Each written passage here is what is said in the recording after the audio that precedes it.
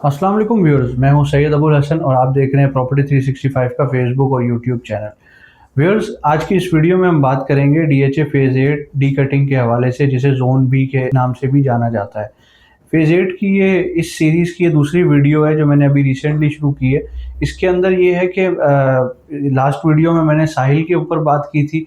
अगर आपने वो वीडियो देखनी है, साहिल की इन्फॉर्मेशन लेना चाहते हैं, तो आप हमारी प्रीवियस वीडियोज़ में जाके उसको देख सकते हैं। और आज हम ज़ोन बी यानी कि डी कटिंग, जिसके अंदर 500 गज़ और 100 और 120 गज़ की कटिंग है, उसकी बात करेंगे। व्यूअर्स, आप अपनी स्क्रीन पर देख सकते हैं कि इस वक्त यहाँ पर जो घर बन चुके हैं और जिस किस्म की आबादी है, तो ये बहुत ज़्यादा इस वक्त यहाँ पर पॉपुलेशन हो चुकी है और अच्छे खासे घर यहाँ पर बन चुके हैं। यही अब थोड़ा सा मैं आपको इसका हिस्ट्री बताता चलूँ कि फेज़ 8 के अंदर सबसे पहले ज़ोन ई को परमिशन दी गई थी घर बनाने की, और उसके बाद जो है वो ज़ोन बी को परमिशन दी गई। तो ज़ोन बी को जब परमिशन दी गई थी, तो उस वक्त यहाँ पर इनिशियली कुछ इलेक्ट्रिसिटी वगैरह के इश्यूज़ थे, यहाँ पर बिजली और गैस के काफ़ी सारे प्रॉब्लम्स आते थे। लेकिन उसके बाद टाइम टू टाइम डीएचए ने उसको सॉल्व कर दिया और देखा ये गया कि बहुत तेज़ी से लोगों ने यहाँ आके कंस्ट्रक्शन की, और जो कि आप वीडियो में भी देख सकते हैं।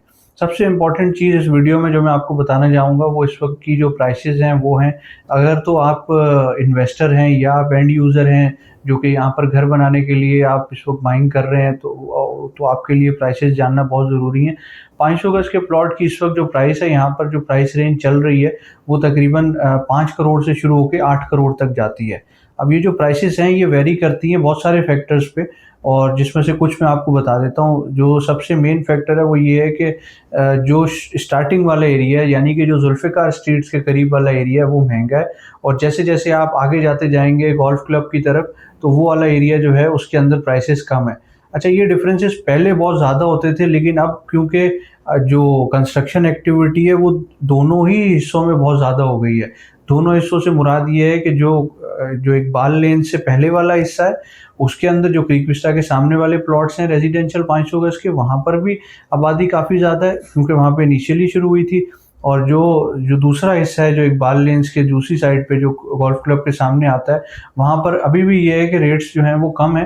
तो ये जो प्राइस रेंज है ये इसके ऊपर मैटर करती है, और प्लस यहाँ पर ऑब्वियसली प्राइस है वो उस पर डिपेंड करती है कि आप प्लॉट जो है वेस्ट ओपन ले रहे हैं, ईस्ट ओपन ले रहे हैं, या आप प्लॉट जो है वो कल्डी सैक प्लॉट की तरफ आ रहे हैं, जिसे गोले वाला प्लॉट कहा जाता है, तो उसकी प्राइस कम है। इसी तरीके से कॉर्नर वगैरह आप लेते हैं, तो ये जो प्राइस रेंज है ये इस तरीके से डिफाइन होती है। इसी तरीके से एक और यहाँ पर बहुत मशहूर एरिया है जिसे हम इकबाल लेन्स के नाम से जानते हैं, जिसके अंदर 100 गज़ के और 120 गज़ के रेजिडेंशियल प्लॉट्स हैं।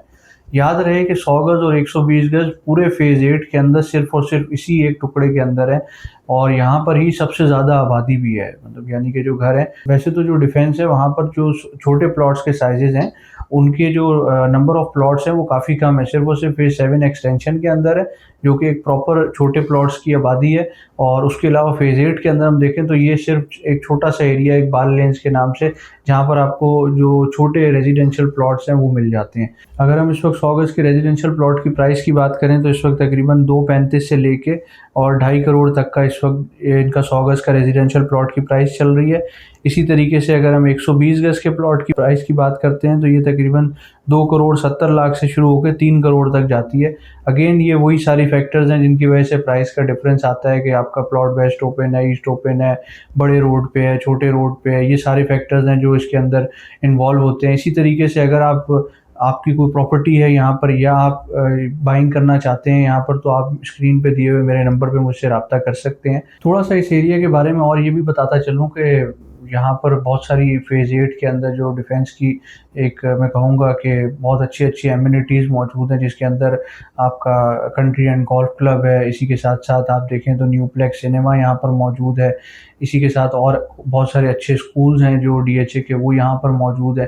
तो लिवेबिलिटी के हवाले से देखा जाए तो ये एक बहुत अच्छा एरिया है और बहुत पोश एरिया है डिफेंस का। फेज़ 8 का एक चीज़ बहुत अच्छी है फेज़ 8 के अंदर, कि यहाँ पर जो आबादी है, कोई भी जिस तरीके से हम फेज़ 5 को देख लें, फेज़ 2 को देख लें, फेज़ 1 को देख लें, इन सब के साथ कोई ना कोई कच्ची आबादी लगती है, जिसकी वजह से अमूमन वहाँ पर जो है वो स्नैचिंग और हालात ख़राब अक्सर ही रहते हैं। मतलब घरों में सिक्योरिटी का बड़ा कंसर्न रहता है।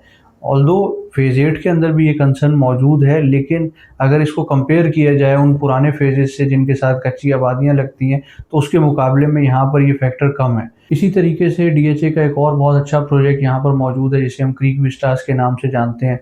और तो अगर आप कोई अपार्टमेंट के प्रोजेक्ट्स के अंदर इंटरेस्टेड हैं, तो आप क्रीक विस्टास को देख सकते हैं, जो कि अंडर डीएचए मैनेजमेंट है। मतलब इस वक्त भी डीएचए खुद उसको मैनेज कर रहा है, और ये वाहिद अपार्टमेंट्स का प्रोजेक्ट है जिसको डीएचए खुद मैनेज कर रहा है और पब्लिकली ऑफ़र किया था। ये बहुत अच्छा एक लैंडमार्क प्रोजेक्ट है डीएचए का, जो यहीं पर मौजूद है। तो ओवरऑल कम्युनिटी बहुत अच्छी है यहाँ पर। और तो अगर आप कोई भी इन्फॉर्मेशन लेना चाहते हैं, तो मेरा नंबर मौजूद है स्क्रीन पर, आप मुझसे रब्ता कर सकते हैं। Thank you so much for watching the video. अल्लाह हाफ़िज़।